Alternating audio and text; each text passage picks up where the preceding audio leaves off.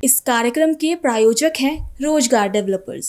नमस्कार, pulse 24 news देख रहे हैं आप मेरे यानी अक्षत रावत के साथ और वक्त हो चला है उत्तराखंड उत्तर प्रदेश की खबरों का। लेकिन उससे पहले नजर डालते हैं हेडलाइंस पर। उत्तराखंड में पारंपरिक लोक पर्व विकास बग्वाल की देखने को मिली धूम। राज्य के मुख्यमंत्री पुष्कर सिंह धामी ने भी अपने आवास पर इस लोक पर्व को उत्साह के साथ मनाया। उत्तर प्रदेश के बलुआ घाट पर देव उठावनी एकादशी के अवसर पर 1 लाख तेल के दीपक जलाकर की गई भव्य आरती। भारतीय संस्कृति की आस्था और परंपरा की उज्जवल छटा की पेश। मुख्यमंत्री योगी आदित्यनाथ ने गोरखपुर के योगीराज बाबा गंभीरनाथ प्रेक्षागृह में आयोजित सैमसंग इनोवेशन कैंपस प्रमाण पत्र वितरण समारोह को किया संबोधित। 1300 छात्र छात्राओं को बंटे प्रमाण पत्र। भारत की नवाबी तहजीब और स्वाद का प्रतीक शहर लखनऊ अब दुनिया के नक्शे पर एक नई पहचान के साथ उभरा। यूनेस्को ने लखनऊ को क्रिएटिव सिटी ऑफ गैस्ट्रोनॉमी की सूची में किया शामिल। तुम दोनों की मेहनत बहुत रंग लाई है बेटा, घर बहुत सुंदर बना है।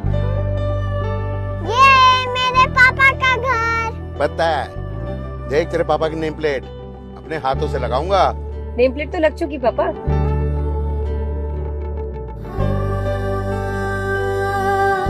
असल मेहनत तो आपने किया पापा, मुझे इस काबिल बनाने के लिए। वो जिंदगी भर किराए के मकान में रहे, लेकिन आज ये घर मेरा नहीं, ये है मेरे पापा का घर।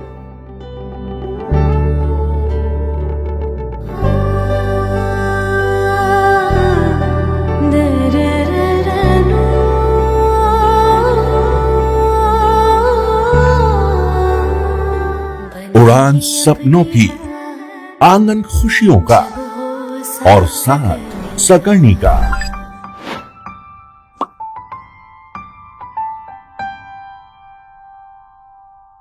साठ वर्षों से आपके साथ मनोरंजन और संस्कार का संगम, जाह्नवी मैगजीन। चलिए अब देखते हैं खबरें विस्तार से। देवभूमि उत्तराखंड में पारंपरिक लोक पर्व विकास बग्वाल की धूम देखने को मिली। राज्य के मुख्यमंत्री पुष्कर सिंह धामी ने भी अपने आवास पर इस लोक पर्व को परंपरागत उत्साह के साथ मनाया।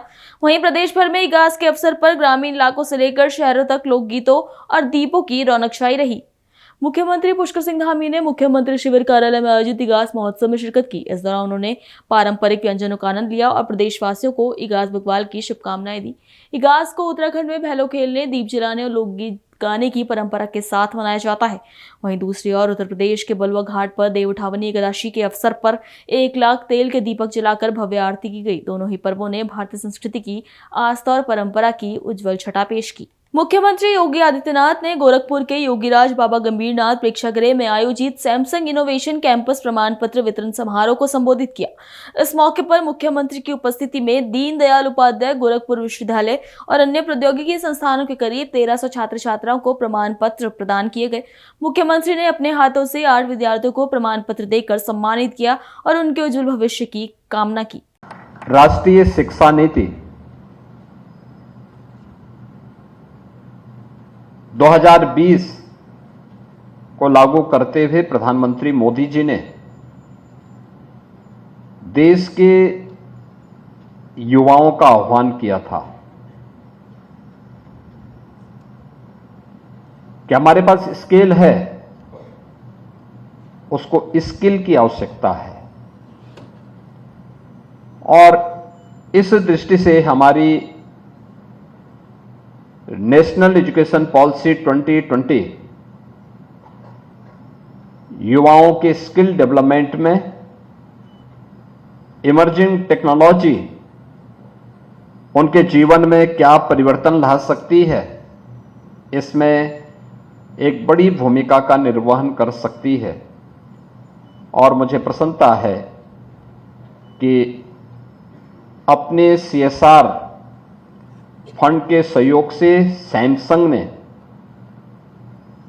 सैमसंग इनोवेशन कैंपस के माध्यम से देश भर के 10,000 युवाओं को फेज 3 में प्रशिक्षण के जिस कार्यक्रम के साथ जोड़ा है, उसमें उत्तर प्रदेश के 5,000 और उसमें भी 2,000 अकेले गोरखपुर और इस आसपास के क्षेत्र के हैं। मैं इसके लिए सैमसंग इनोवेशन कैंपस को और सैमसंग को भी हृदय से धन्यवाद देता हूं। आप सब जानते हैं कि अब भारत दुनिया की एक बड़ी ताकत के रूप में दुनिया को अपनी ताकत का एहसास करा रहा है।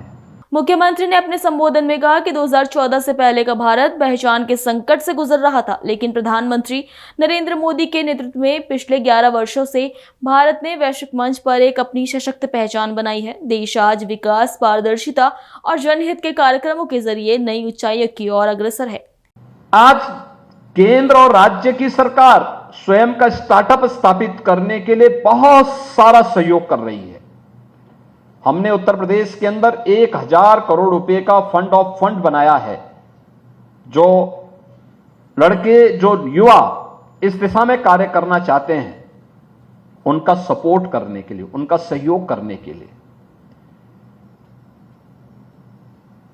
इंडस्ट्री और इंस्टीट्यूशन का आपस में सहयोग बने, कोलैबोरेशन हो और उसके माध्यम से युवाओं को वहां पर इंटर्नशिप करने का एक अवसर प्राप्त हो।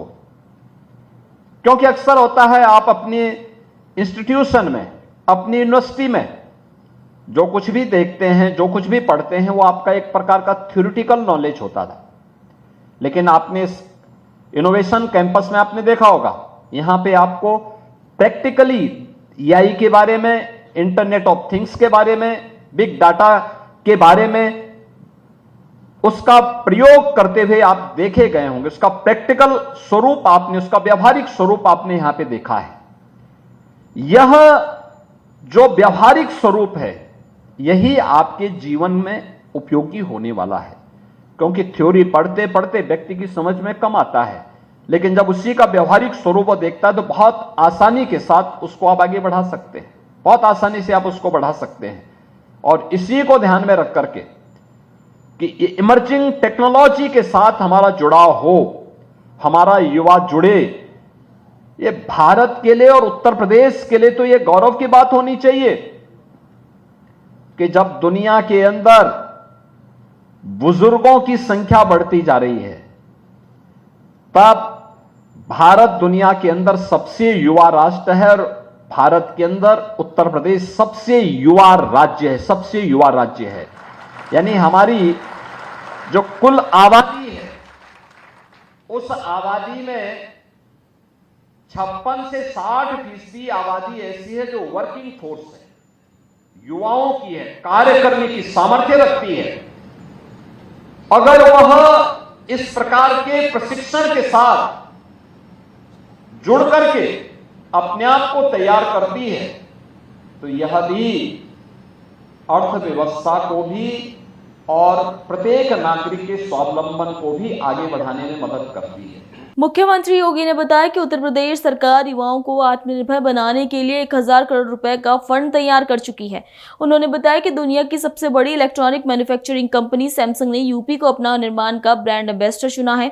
नोएडा में सैमसंग का सबसे बड़ा प्लांट स्थापित है और आज भारत में बनने वाले मोबाइल फोन में 55% उत्पादन अकेले यूपी से होता है। हमारा युवा इस आज की मॉडर्न टेक्नोलॉजी के साथ जुड़ सके, उसके बारे में जानकारी ले सके, इसी को ध्यान में रख करके सरकार ने निर्णय लिया।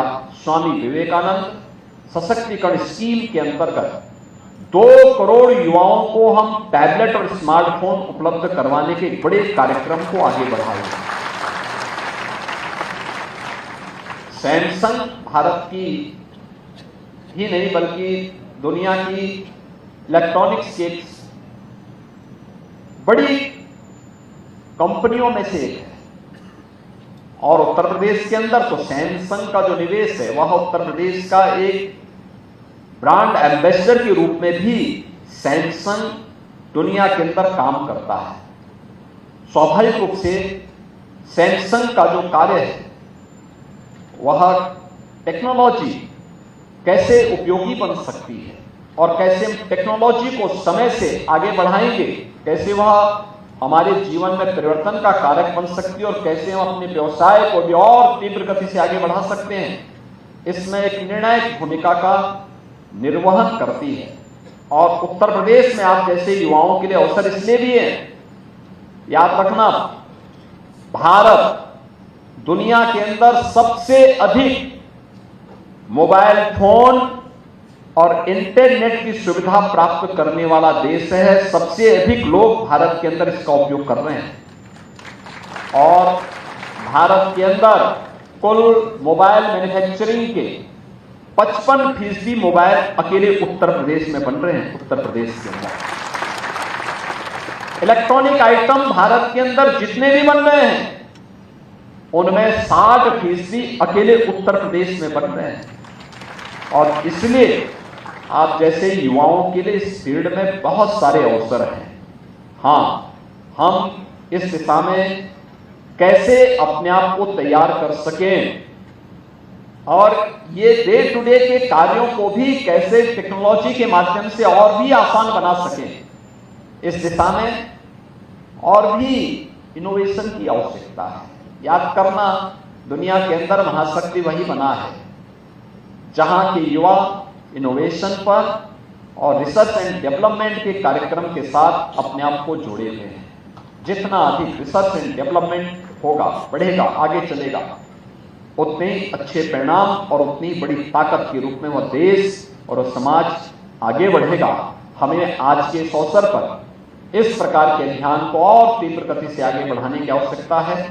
मैं सैमसंग इनोवेशन कैंपस के लिए सैमसंग इंडिया को इस बात के लिए हृदय से धन्यवाद देता हूं कि उन्होंने गोरखपुर विश्वविद्यालय को और गोरखपुर से उत्तर प्रदेश को इस कैंपस के माध्यम से इमर्जिंग टेक्नोलॉजी के साथ हमारे युवाओं को जोड़ने का काम किया है।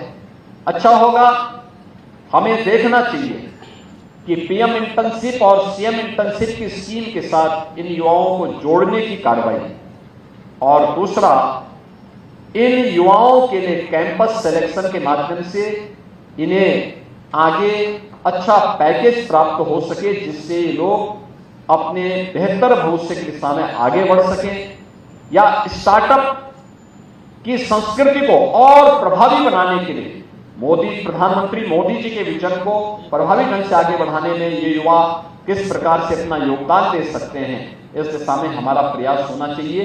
भारत की नवाबी तहजीब और स्वाद का प्रतीक शहर लखनऊ अब दुनिया के नक्शे पर एक नई पहचान के साथ उभरा है। यूनेस्को ने लखनऊ को क्रिएटिव सिटी ऑफ गैस्ट्रोनॉमी की सूची में शामिल किया है। इस ऐतिहासिक उपलब्धि पर प्रधानमंत्री नरेंद्र मोदी और मुख्यमंत्री योगी आदित्यनाथ ने प्रदेशवासियों को बधाई दी।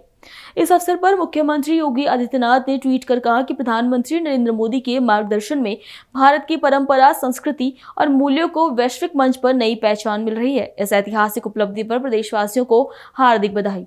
वहीं उत्तर प्रदेश के पर्यटन मंत्री जयवीर सिंह ने भी सम्मान को प्रदेश के लिए गौरवपूर्ण बताया। उन्होंने कहा कि आज लखनऊ को यह सम्मान मिलना पूरे प्रदेश के लिए गर्व की बात है। सीएम योगी और पीएम मोदी के नेतृत्व में उत्तर प्रदेश विश्व पटल पर एक नई पहचान बना रहा है।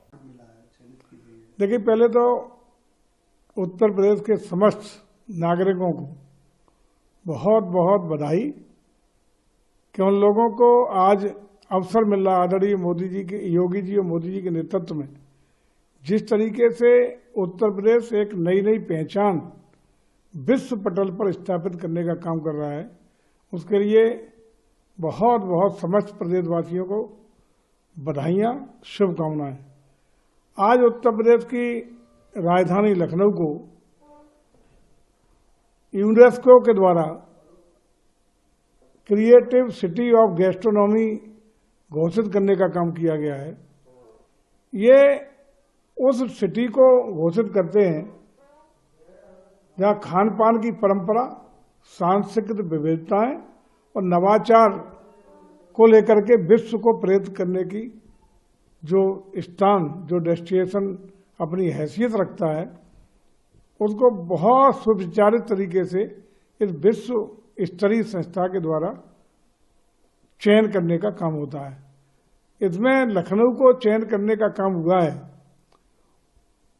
इसके लिए यूनेस्को को आभार, धन्यवाद, कृतज्ञता, पूरे प्रदेशवासियों को पुनः बहुत बहुत बधाइयाँ कि आज लखनऊ जो उत्तर प्रदेश की राजधानी है, जो अपनी तहजीब, अपनी संस्कृति और अपने नवाचार के लिए विख्यात है, ऐतिहासिक नगरी है, उसको ये सम्मान मिला है। इससे पूरे प्रदेशवासी अपने को गौरवान्वित महसूस कर रहे हैं। बेस्ट पहचान मिली है। रामनगर हाई कोर्ट के हस्तक्षेप के बाद रामनगर पुलिस ने बेलपड़ाव व छोई मांस प्रकरण में तेजी दिखाते हुए 2 और आरोपियों को गिरफ्तार कर जेल भेजने की कार्रवाई की है।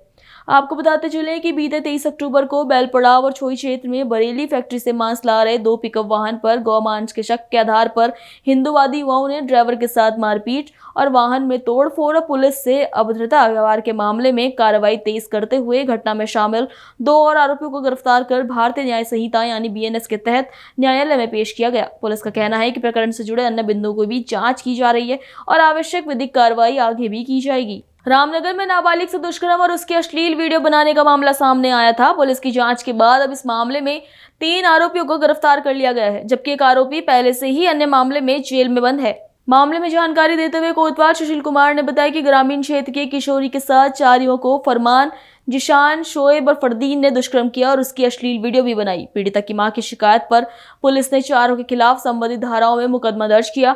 पुलिस ने 3 आरोपियों को नगर क्षेत्र से गिरफ्तार कर लिया है, जबकि चौथा आरोपी फरदीन पहले से ही हत्या के प्रयास के मामले में जेल में है। पुलिस ने गिरफ्तार 3 आरोपियों को न्यायालय में पेश कर न्यायिक हिरासत में भेज दिया है। रामनगर के नई बस्ती पूछड़ी इलाके से 3 बच्चे अचानक लापता हो गए। शाम करीब 7:30 बजे जब बच्चे घर नहीं लौटे तो परिजनों ने घबराकर पुलिस को सूचना दी। सूचना मिलते ही कोतवाल सुशील कुमार के निर्देशन में टीम का गठन किया गया। कोतवाली के वरिष्ठ SSI मोहम्मद यूनुस के नेतृत्व में पुलिस टीम ने सर्च अभियान शुरू किया। बस स्टैंड, टैक्सी स्टैंड और रेलवे स्टेशन सहित पूरे क्षेत्र में सघन चेकिंग अभियान चलाया गया। पुलिस की फुर्ती और सतर्कता का नतीजा ये रहा कि सिर्फ 1 घंटे के भीतर रात में ही तीनों बच्चों को रेलवे स्टेशन से सकुशल बरामद कर लिया गया। पूछताछ में बच्चों ने बताया कि वो काम की तलाश में मुरादाबाद जाने की योजना बना रहे थे। पुलिस ने सभी बच्चों की काउंसलिंग कर चेतावनी दी और फिर सुरक्षित परिजनों के सुपुर्द कर दिया। CO सुमित पांडे ने बताया कि जैसे ही महिला ने अपने 3 बच्चों के लापता होने की सूचना दी, पुलिस ने तत्काल कार्रवाई करते हुए हर संभवित स्थान पर तलाशी अभियान चलाया और सफलता प्राप्त की।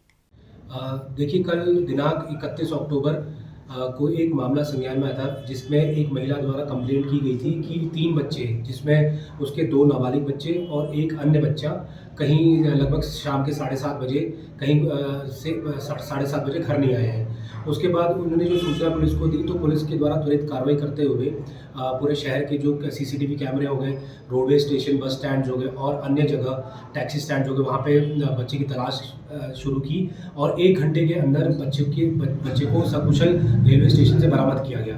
बच्चों से जब पूछताछ की गई तो बच्चों द्वारा बताया गया कि हम काम की खोज में मुरादाबाद जा रहे थे। पुलिस द्वारा, थाना पुलिस द्वारा तीनों बच्चों को समझाकर उनकी काउंसलिंग कर उनके परिजनों को सुपुर्द किया।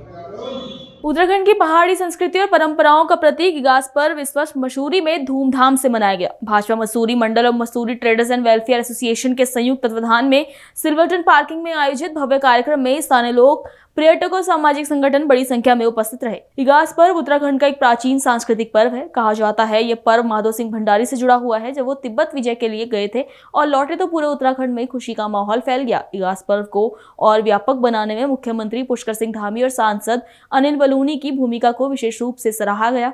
उनके प्रयासों से न केवल उत्तराखंड में बल्कि देश के अन्य राज्यों में रहने वाले प्रवासी उत्तराखंडियों के बीच भी इस पर्व को मनाने की प्रेरणा मिली। इसके साथ ही राज्य के पहाड़ी क्षेत्रों में तैयार किए जाने वाले स्थानीय व्यंजनों का प्रचार प्रसार किया जा रहा है।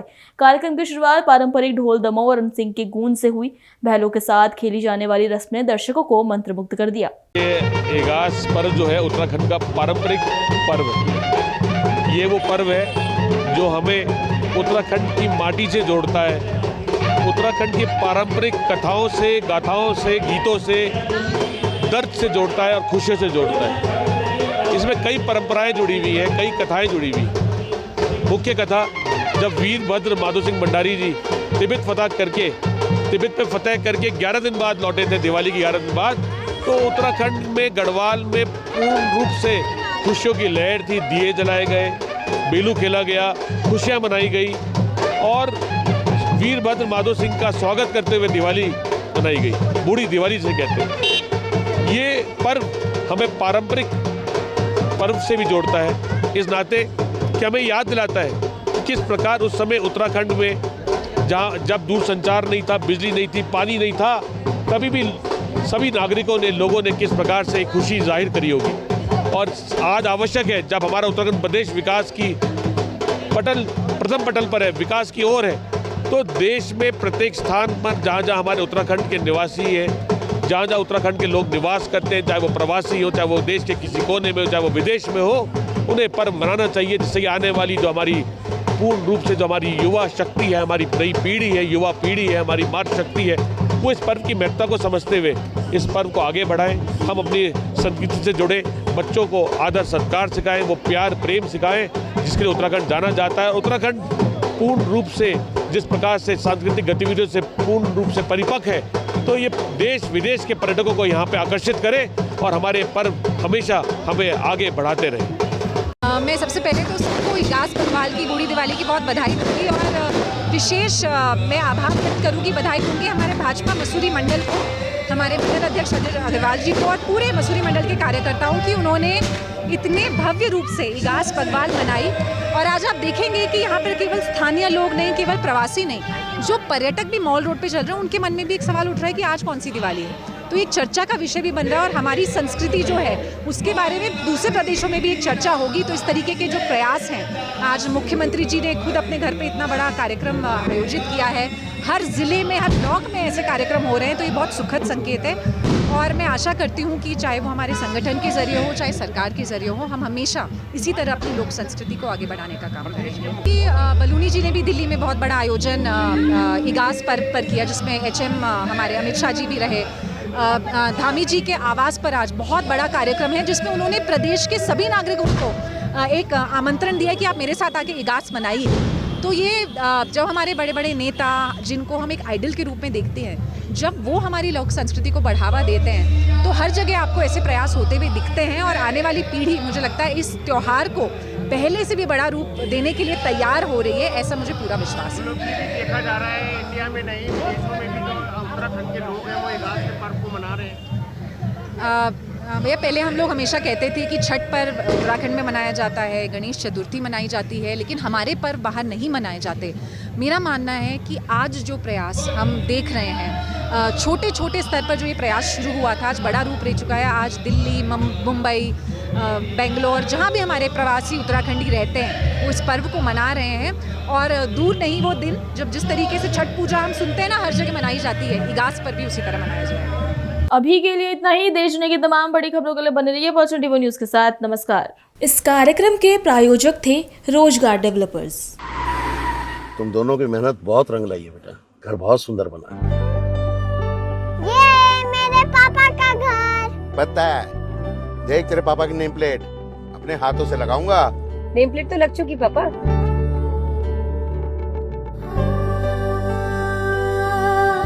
असल मेहनत तो आपने की है पापा, मुझे इस काबिल बनाने के लिए। वो जिंदगी भर किराए के मकान में रहे, लेकिन आज ये घर मेरा नहीं, ये है मेरे पापा का घर।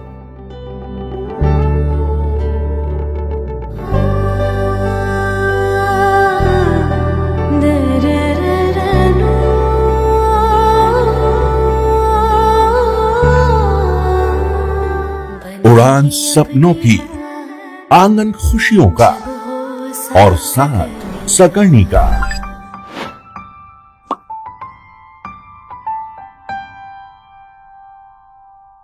60 वर्षों से आपके साथ मनोरंजन और संस्कार का संगम, जाह्नवी मैगजीन।